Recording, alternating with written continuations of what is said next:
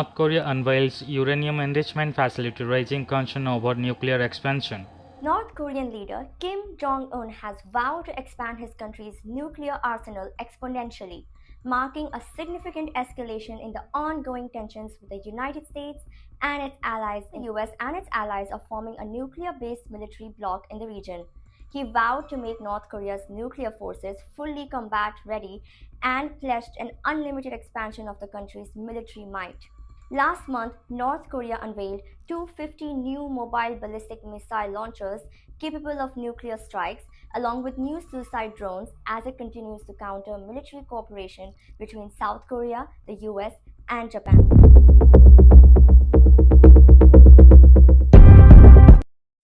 Israeli airstrikes in Gaza kill 18, including 6 UN workers at a school.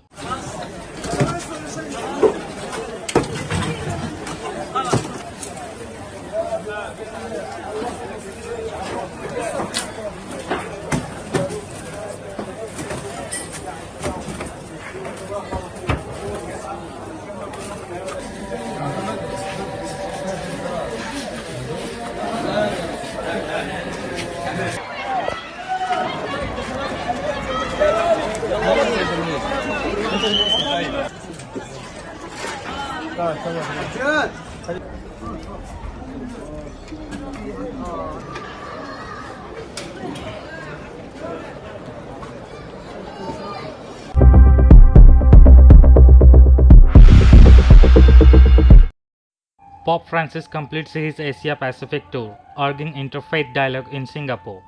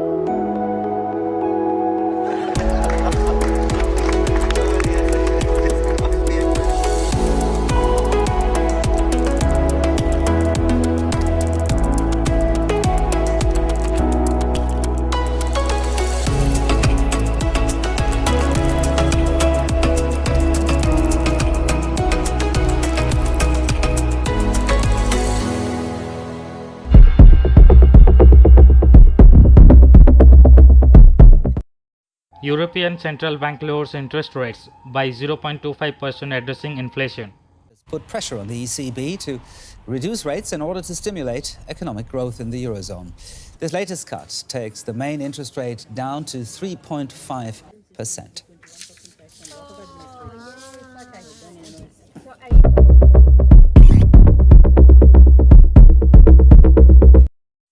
A powerful earthquake strikes Los Angeles, causing widespread damage. Aftershocks followed for 2 hours. So far, there have been no reports of damage or injuries. This is the latest earthquake to rattle Southern California recently. Just last Saturday, a 3.9 magnitude quake hit near Ontario.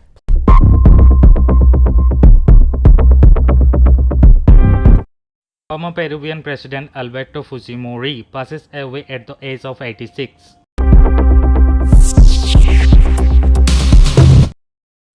Australia strips military honor from commanders tried to Afghanistan war crimes.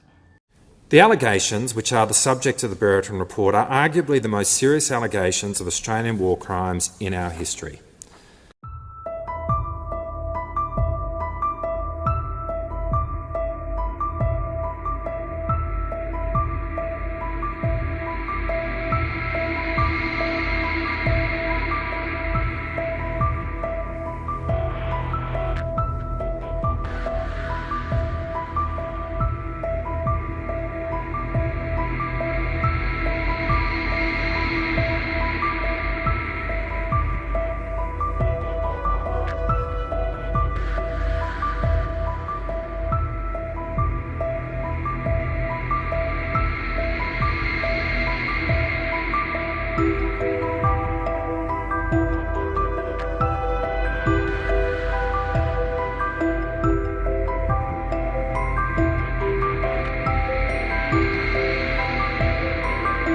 The Brereton report concluded there was credible information of unlawful conduct, the most disturbing of which was the identification of 23 incidents involving 25 Australian Special Forces personnel.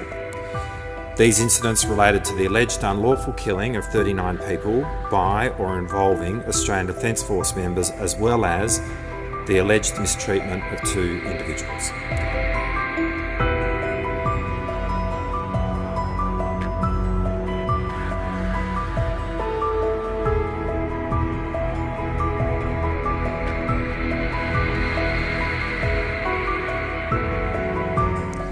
My decisions on this matter are consistent with the findings and recommendations of the Brereton report, in accordance with obligations owed to the individuals involved, including under the Privacy Act. I am prohibited from disclosing the details and outcomes.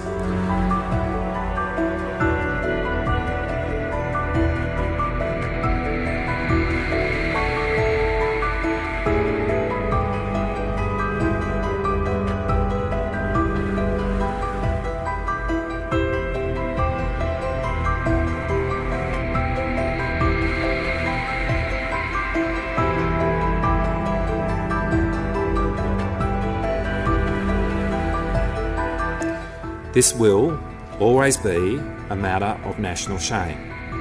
At the same time, the Brereton report, its recommendations, and the actions of successive governments in implementing these recommendations are a demonstration to the Australian people and to the world that Australia is a country which holds itself accountable.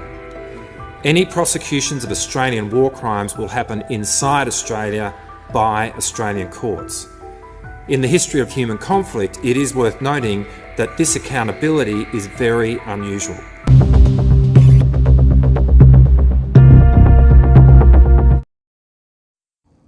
Britain's National Health Service (NHS) labelled in critical condition according to a recent report. The NHS may be broken, but it's not beaten. As the report says, the NHS may be in a critical condition, but its vital signs are strong. And we need to have the courage to deliver long-term reform. Major surgery, not sticking plasters. So this government is working at pace to build a 10-year plan. Something so different from anything that's gone before. But we have to fix the plumbing before turning on the taps. So hear me when I say this. No more money without reform. I'm not prepared to see even more of your money spent on agency staff who cost £5,000 a shift, on appointment letters which arrive after the appointment, or on paying for people to be stuck in hospital just because they can't get the care they need in the community. So let me be clear from the outset what reform does not mean. First, it does not mean abandoning those founding ideals of a public service, publicly funded, free at the point of use. The basic principle of dignity, inspired, of course, by Bevan, that when you fall ill, you should never have to worry about the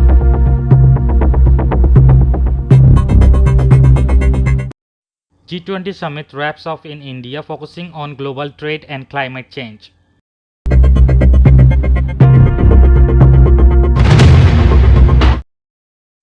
Ukraine ramps up its counter-offensive against Russian forces in the Eastern Front.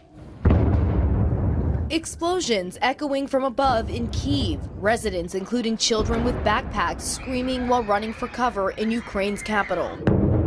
You can clearly see missiles in the sky and hear air raid sirens ringing out in this rare daytime attack. People sheltering inside a metro station, the mayor urging them to stay there. This woman saying now it's scarier than even the start of the war. This latest attack came just hours after Ukraine's Air Force says Russia unleashed about 150 explosive missiles and drones on targets across the country in the past 36 hours. Ukraine claiming it shot almost all of them down with one person killed. The commander of Ukraine's armed forces signaling in a video a major offensive is coming. These soldiers showing ABC News how the country is stepping up artillery strikes to test and weaken the Russian line. We've just seen a Ukrainian artillery strike on this drone feed here down onto Russian positions. You can see the smoke coming up just after.